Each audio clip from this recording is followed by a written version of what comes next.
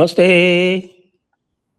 आप सभी का स्वागत है आज के इस कार्यक्रम में और हमारे साथ जुड़ गए हैं भाऊ तोरसेकर जी। स्वागत कर रहा हूँ भाऊ का। नमस्कार। भाऊ को प्रणाम।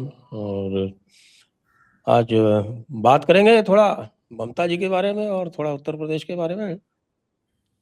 तो ये जो ममता जी का जो पूरा विधायक दल था, इसमें जो टूट फूट हो गई, ये आपको अप्रत्याशित लग रही है या कि उनकी जो स्टाइल ऑफ फंक्शनिंग है, जो काम करने की जो स्टाइल है, उसी का एक बड़ा ही सहज परिणाम दिख रही है?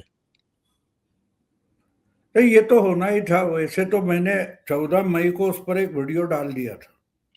14 मई को मेरा वीडियो है कि टीएमसी टूटेगी लेकिन अमित शाह टूटने नहीं देंगे।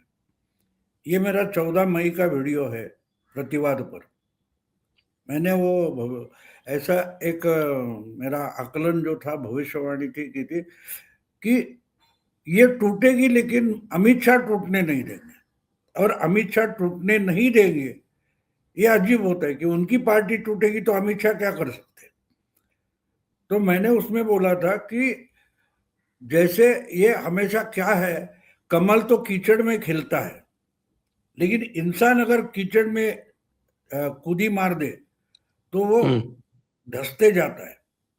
तो हमारे यहाँ का पूरा इंटेलेक्चुअल सिस्टम है, जर्नलिज्म है, वो कीचड़ में डूब गए। वो अभी भी वो ऑपरेशन लोटस से बाहर नहीं निकल रहा है। अमित शाह और इनकी मोडस ऑपरेंडी बदल गई है। वो आजकल पार्टियों से लोगों को तोड़कर अपनी पार्टी में नहीं लाते, वो उस पार्टी के संस्थापक को ही पार्टी से बाहर निकाल देते। जैसे हमने देखा उद्धव ठाकरे है, शरद पवार है, तो और 200 तिहाई इनको बहुमत है ना बंगाल में, तो उनको क्या जरूरत है पार्टी तोड़ने की? कोई जरूरत नहीं। हाँ, लेकिन एक बात है कि ममता की हवा निकालना भी जरूरी है। तो इसलिए ममता की पार्टी टूटेगी, लेकिन पार्टी टूटने से ममता बाहर जाएगी, पार्टी नहीं टूटेगी। और इसलिए वहां टीएमसी का एकनाथ शिंदे ढूंढा जाएगा। ये मैंने 14 मई को उसकी भविष्यवाणी की थी, और अब वो सब जगह ब्रेकिंग न्यूज है 3 हफ्ते बाद। तो ये होता है। देखो, एक बात होती है कि हमको किसी का, अमित शाह हो, नरेंद्र मोदी हो, ट्रम्प हो, संजय राउत हो, उनके बारे में अगर आप कोई भविष्यवाणी करना चाहते तो पहले उनका लॉजिक समझो, उनकी साइकोलॉजी समझो, तो आपको पता है। संजय दीक्षित के तरीके से संजय राउत सोचते नहीं, दोनों की सोच अलग होती। तो संजय राउत मैं क्या करूंगा ये सोचकर संजय राउत के बारे में कोई बोलेंगे या संजय राउत के बारे में भविष्यवाणी करेंगे तो गलत होगी। आपको संजय राउत का ब्रेन, दिमाग हैक करना पड़ता है, और तब जाके आपको पता चलता है कि ये क्या बोल सकते हैं, क्या कर सकते हैं। तो इसलिए मुझे मालूम था, या मेरा विश्वास था कि ममता दीदी का जो तरीका है, उस तरीके से वो पार्टी आगे चलने वाली नहीं है। क्योंकि सत्ता और अधिकार और डर, इसके बलबूते पर अगर एक पार्टी चलती है, आपको याद दिला दूं, विक्टोरिया 203 नाम की एक फिल्म थी। जी हाँ, जी हाँ। हाँ, अशोक कुमार और प्राण। प्राण, हाँ। तो उसमें वो कई वो हीरे रखे हुए होते और हीरे के पीछे सब पड़े होते। तो अशोक कुमार वो हीरो को अपने कहीं छुपा के रखता है, और जो सामने वाला विलन होता है वो उसको चारों ओर से घेर लेता है किसी गोडाउन में, और बोलता है दे दे, चल दे दे, वरना गोली से उड़ा दूंगा, वगैरह वगैरह वगैरह। तो अशोक कुमार एक चालाकी करता है, वो हीरो की जो थैली होती है वो फेंक देता है। तो वो हर कोई गुंडा जो टोले का होता है वो हीरे उठाना चाहता है, और विलन जाके बोलता है ए मेरे है, ए मेरे है, ए मेरे है। तो वो बॉस को ही गुंडे उसको ठोक देते। तो अगर टीएमसी अगर उस तरीके से एक टोला है, तो सत्ता जाने के बाद ये होना तय था, उसमें कोई बड़ी बात नहीं है। इसके लिए कोई भविष्यवाणी करने की जरूरत नहीं है, होने वाला था। बस सत्ता जाने की बात थी, 4 मई आने की बात थी। आपके वीडियो में मैंने सबसे पहले बोला था 4 मई और ममता गई, तो 4 मई ममता गई। पूरे पूरे राजनीति से गई ऐसा मतलब था, सिर्फ सत्ता की से गई ऐसी बात नहीं थी। और बिल्कुल वो हो रहा है। अब वो सब आज ही मैंने अभी एक खबर देखी है कि उन्होंने ऑफर दी है कि भाई अगर आपको अभिषेक मंजूर नहीं है तो लोकसभा की लीडरशिप से अभिषेक को भी हटा सकती हो। वो सरेंडर करने लगी। देखो अभी विधानसभा हाथ से गई है, विधानसभा में पार्टी हाथ से गई है, अब लोकसभा की पार्टी बची रहे इसके लिए वो बोलते हैं कि अभिषेक नहीं चाहिए तो बोल दो, मैं अभिषेक को लोकसभा पार्टी से हटा सकती हूँ। तो कैसे सरेंडर होना शुरू हो जाता है। आप सत्ता में रहते हो तो एक बात समझना जरूरी है कि सत्ता का हमारे यहाँ जो कल्पना है, मुकुट होता है, सर पर सोने का बड़ा वजनदार मुकुट होता है। क्यों मालूम है? कि सत्ता की मस्ती से आप अपनी गर्दन खड़ी कर दोगे तो मुकुट गिर जाता है।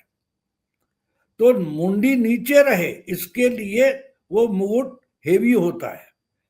जो समझता है वो चलाता है, वरना उसकी सत्ता भी जाती है, मुकुट भी जाता है। और ममता की हालत वो है। तो पार्टी टूटना कोई बड़ी बात नहीं, टूटने वाली थी, टूटने वाली थी। अब इसके साथ 34 में से 17 मुस्लिम भी उसके साथ चले गए, ऋतुव्रत के साथ। उसके पास 20 बच्चे हैं, वो 20 में 17 मुस्लिम है, यानी पार्टी में भी हिंदू ममता के साथ नहीं रहा है। तो ये तो होना था और ये आ रहा था। राइटिंग ऑन द वॉल जिसको बोलते हैं, बिल्कुल वो था। लेकिन पढ़ना नहीं चाहती तो क्या करेंगे, क्या करेंगे? और एक बात बोल दूं, ममता की हालत बिल्कुल शरद पवार जैसी हो गई है। जो शरद पवार किसी भी संजय दीक्षित या भाऊ तोरसेकर को उठाकर राज्यसभा भेजते थे, उनको पिछली राज्यसभा जाने के लिए इसके पांव पकड़ो, उसकी शरण जाओ, ये हालत हो गई ना शरद पवार की। आज जितनी बची है, 20 एमएलए बचे हैं, तो उनके बल पर ममता अब राज्यसभा भी नहीं जा सकती। तो इनका हाँ, बिल्कुल राज्यसभा के लिए भी 46 चाहिए। तो वही तो बोल रहा हूं ना, इनकी हालत बिल्कुल शरद पवार जैसे हो गई और इनके सारे सितारे जमीन पर आ गए। कोई बोल नहीं रहा है, ना महुआ मोहित्रा, ना शत्रुघ्न सिन्हा, ना कीर्ति आजाद, ना वो कोई सियानी घोष, सब चुपचाप हो गए। सारे सितारे जमीन पर आ गए। कोई ट्वीट तक नहीं कर रहा है इनके सपोर्ट में, अभिषेक के सपोर्ट में या समर्थन में या सिंपैथी के लिए। कोई सोशल मीडिया पर पोस्ट भी नहीं कर रहा है, मानो इनका कंपोस्ट हो गया। अब ये बताएं कि ये जो 60 लोग गए हैं और 60 लोगों ने अलग गुट बनाया है, तो इनका शायद ये सोचना है कि साहब की पब्लिक हमारे खिलाफ है, पब्लिक हमारा घेराव कर रही है, पब्लिक हमसे कट मनी वापस मांग रही है, पब्लिक हमसे जो है वो टोलाबाजी का हिसाब किताब लेना चाहती है, जो बदमाशी की है लोगों के साथ में उसका सबका बदला लेना चाहती है, पब्लिक चाहती है। ये बीजेपी नहीं कर रही है, बीजेपी के कार्यकर्ता नहीं कर रहे हैं, लेकिन पब्लिक खुद ही कर रही है। आज भी मैं देख रहा था कि वो संदीपन साहा जो इनका वाइस प्रेसिडेंट है और जिसको दो, जो प्रियव्रत बनर्जी और संदीपन साहा दो को निकाला था, तो संदीपन साहा के खिलाफ जो है वो बड़ा भारी मोर्चा निकला, उसके घर के बाहर गए और उससे कहा कि कटमनी वापस करो हमारा, तुमने जो है जो अवैध बिल्डिंग बनाई है और जो मनी लॉन्ड्रिंग की है और जो सारी टोलाबाजी की है वो सब पैसा वापस करो। तो कहीं ये इनका ये सोच तो नहीं है कि साहब कि ये जो हमने जो पैसा इकट्ठा किया है हम ये अलग से बना लेंगे तो हम बच जाएंगे?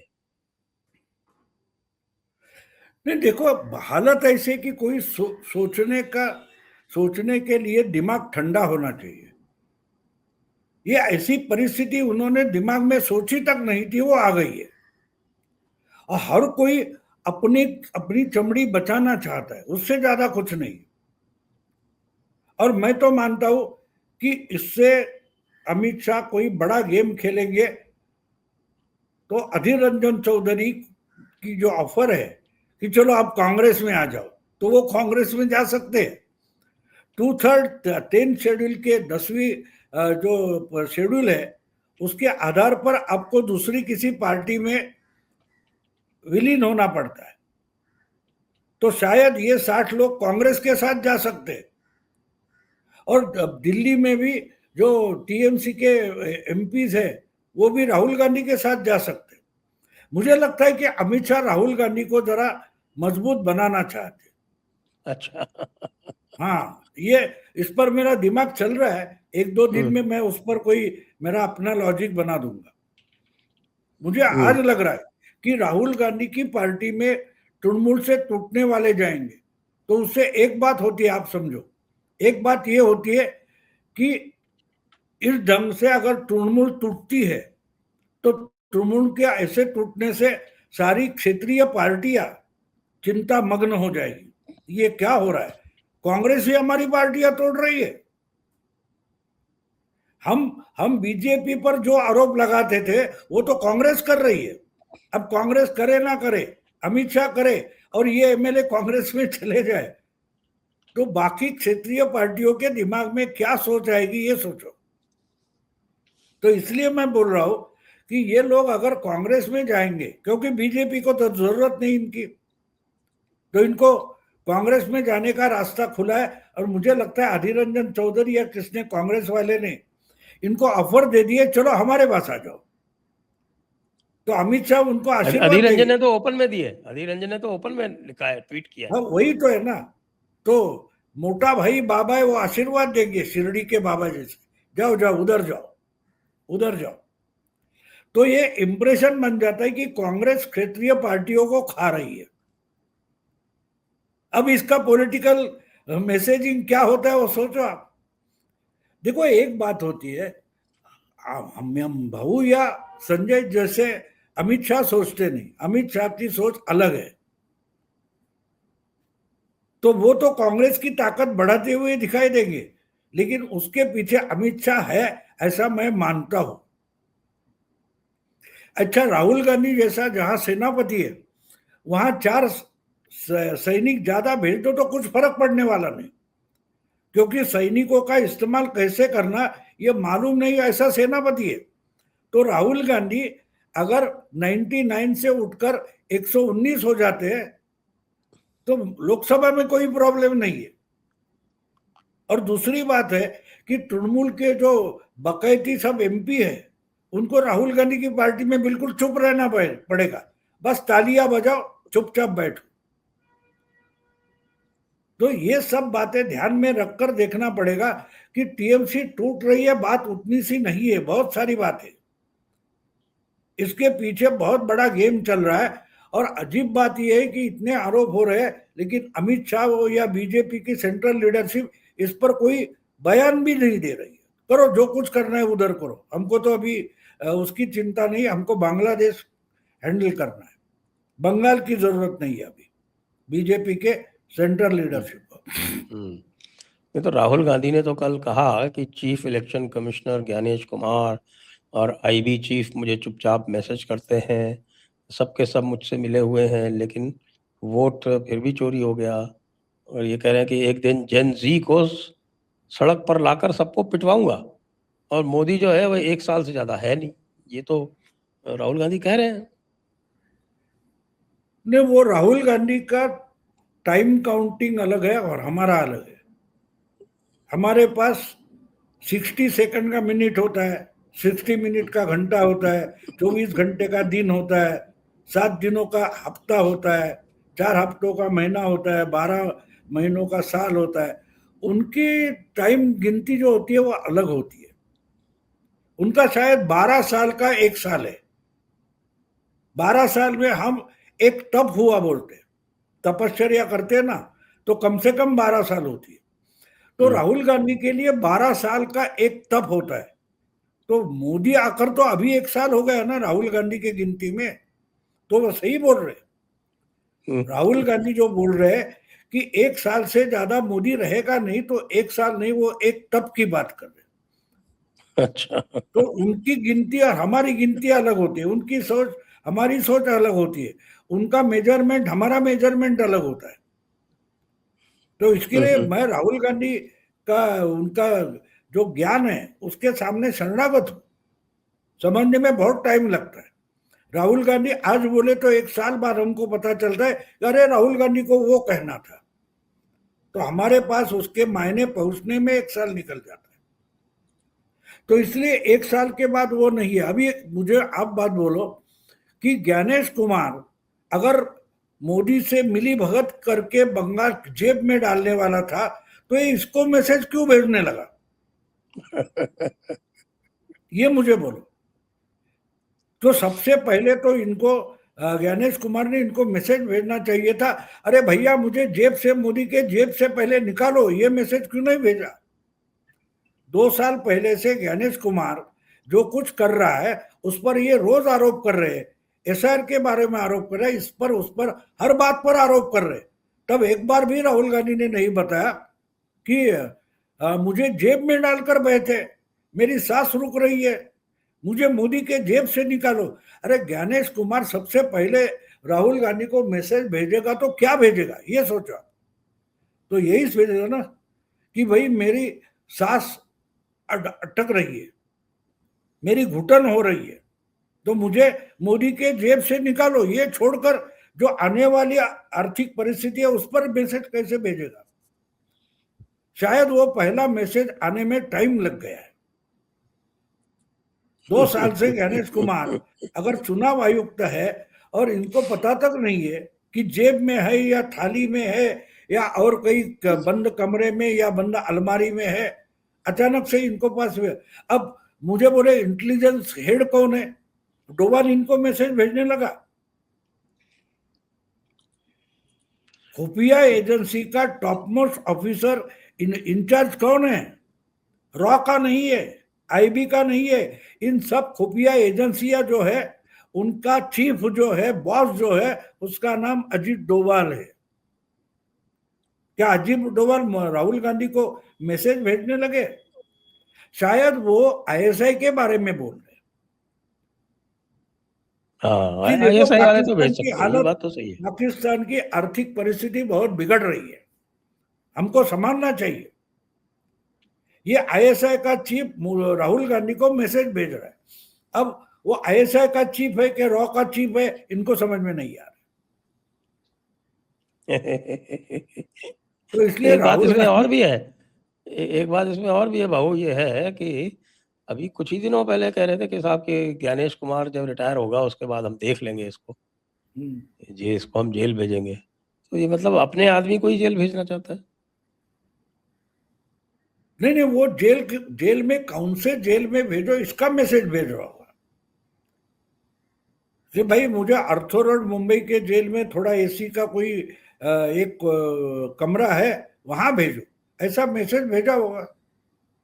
अब राहुल गांधी को कोई मैसेज भेजेगा क्या, मुझे आप बोलो कि इसके पास कोई भी इंफॉर्मेशन भेजोगे तो उसका गलत इस्तेमाल हो सकता है, ये दुनिया जानती है। ऐसे में कोई खुफिया एजेंसी का चीफ फालतू मैसेज भी इसको नहीं भेजेगा, क्योंकि ये गलत जगह गलत ढंग से इस्तेमाल करने की गारंटी है।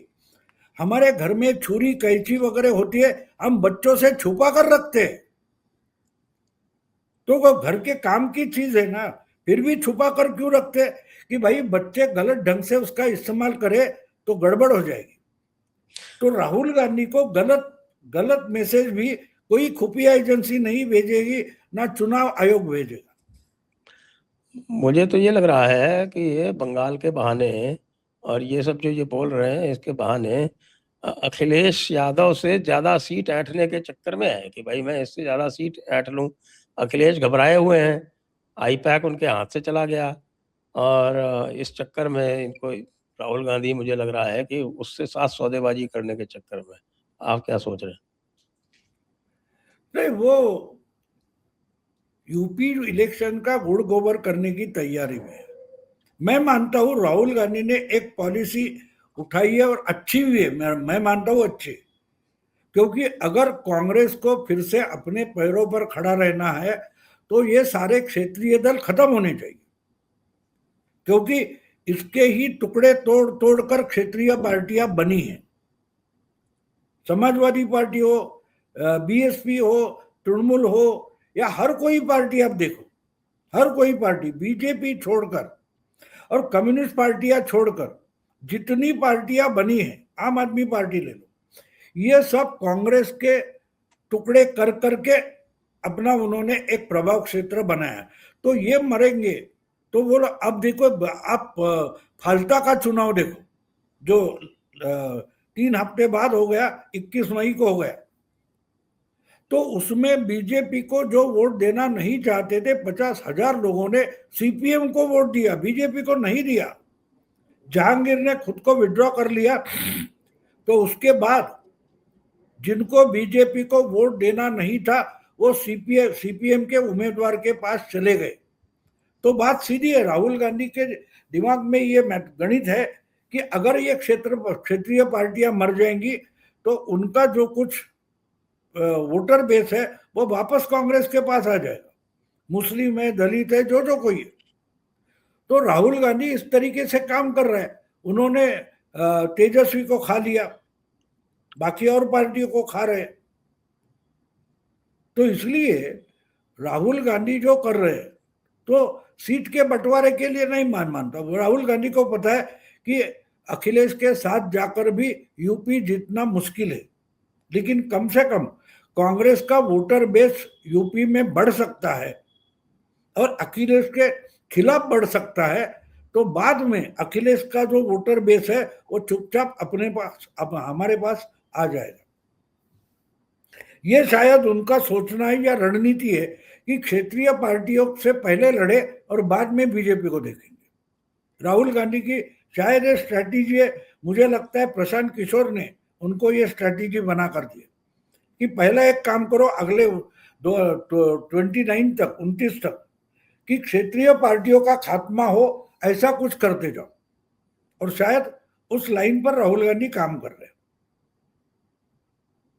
जी, तो उत्तर प्रदेश में अब आपको क्या लग रहा है? क्योंकि पंजाब, बंगाल का जो हुआ है, जो बंगाल में जो परिणाम आया है, वो तो उत्तर प्रदेश तो पहले से ही अखिलेश समस्या में थे, तो बंगाल के बाद तो और अधिक समस्या में आ जाएंगे। नहीं, उत्तर प्रदेश का चुनाव आपको देखना है तो आपको असम का चुनाव समझना पड़ेगा। जी, असम तो पहले बीजेपी के पास था ना, उसमें ताकत और बढ़ी है। तो उत्तर प्रदेश में क्या होगा ये असम से आपको पता चलता है। और दूसरी बात है कि खुद योगेंद्र यादव तक लिखने लगे कि अब मुस्लिम वोट बैंक के भरोसे चुनाव लड़ना बंद करो। तो मुस्लिम वोट बैंक खत्म हो गई और हिंदू वोट बैंक खड़ी हो गई। और हिंदू वोट बैंक खड़े होने का मतलब ये है कि आप मुस्लिम वोट बैंक पूरी की पूरी 80%, 90% और हिंदू वोट बैंक में कोई भी एक जाति, कास्ट उठाकर उसके 15-20% आपको मिल गए तो आप मेजॉरिटी में आ गए। ये जमाना अब जा चुका है। अब देखिए, बीएसपी हो या एसपी हो, उत्तर प्रदेश में सत्ता में आए थे, वो 30% से कम वोटों पर सिंगल पार्टी मेजॉरिटी लेकर आए थे। आज बीजेपी उत्तर प्रदेश में 40% से ऊपर चली गई है, 40% से ऊपर। तो ये करते हुए इधर कांग्रेस को मरना पड़ता है, एसपी को मरना पड़ता है, या तो बीएसपी को मरना पड़ता है, तब जाके कुछ 8-10 एमपी या 100-150 एमएलए आते हैं, वरना बाकी सब बल्क बीजेपी के पास जाता है। अब अगर 10-15 साल पहले की जो सिचुएशन थी, 4 पार्टियां लड़ती थी, कांग्रेस, एसपी, बीएसपी, बीजेपी, तो वो सिचुएशन रही नहीं है, हम देख रहे। अगर वो सिचुएशन रही तो बीजेपी 350 पार कर सकती है, अगर 4 पार्टियां अलग अलग लड़े तो। जैसे 2012 या 2007 का चुनाव था, उस वक्त जब 27, 28, 29, 30% से मेजॉरिटी आती थी, अगर वैसा चुनाव लड़ा गया उत्तर प्रदेश का, तो बीजेपी 350 पार करेगी। और अगर एसपी कांग्रेस या बीएसपी कांग्रेस या ऐसा कोई गठबंधन होता है और ट्रायंगुलर फाइट होते तो उत्तर प्रदेश में बीजेपी 300 पार आराम से करेगी, मुझे कोई उसमें दिक्कत नहीं दिखाई देती। हाँ, उससे भी ज्यादा इंपॉर्टेंट मैं मानता हूं कि पंजाब में बंगाल का प्रभाव होने वाला है। पंजाब में बड़ा प्रभाव, हाँ, पंजाब में काफी क्योंकि प्रभाव होने वाला हम है। जो सिख मानते हैं उसमें बहुत अलग अलग गुट है सिखों में। उसमें एक गुट जो है वो आप खुद को सनातन से जुड़ा हुआ मानता है। अब पंजाब में भी कम से कम 50-52% हिंदू है। अगर वो सनातन से जुड़ा हुआ सिख और दलित सिख और हिंदू इकट्ठा हो जाते और बंगाल की तरीके से अपने जाति के पार जाते हैं, तो शायद यही इसी चुनाव में पंजाब में हम चमत्कार देख सकते हैं।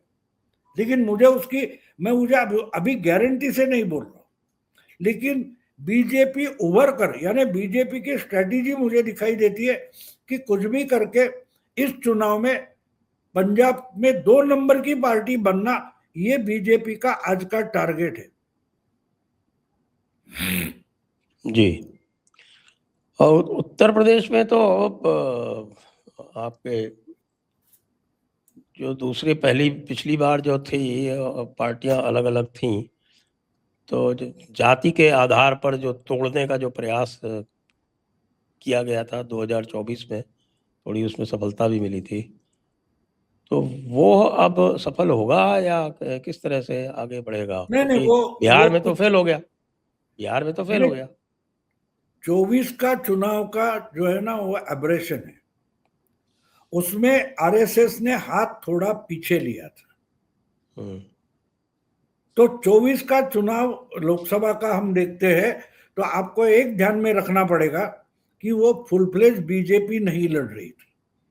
बीजेपी का केडर, जैसे आपको पानीपत की लड़ाई में हमारे होलकर और वो निकल आए थे, शिंदे होलकर आधी लड़ाई छोड़कर निकले थे। तो वो जो पानीपत है बिल्कुल 24 में पानीपत हुआ। तो आज यानी उसके बाद 24 का लोकसभा वो तो नतीजा नड्डा जी ने कह दिया था ना, नड्डा जी ने कह दिया था कि साहब कि बिल्कुल हमको बिल्कुल आरएसएस की जरूरत नहीं है। जरूर। तो उसका जो परिणाम था वो एक्चुअल रिजल्ट नहीं था।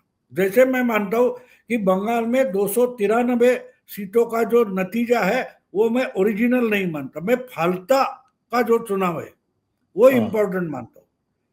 जैसे आपके ही एग्जिट पोल के समय जो 29 तारीख को बैठे थे, तब मैंने बोला था बीजेपी बंगाल में 50% क्रॉस करेगी। हुआ नहीं, 46-47 हो गया, लेकिन फाल्ता में 71% हो गया। तो 23 और 29 अप्रैल के वोटिंग में एक और बात है भाऊ, आपकी बात को ऐड करूंगा कि फाल्ता में 71% हो गया और फाल्ता में हिंदुओं की संख्या भी 71% ही है।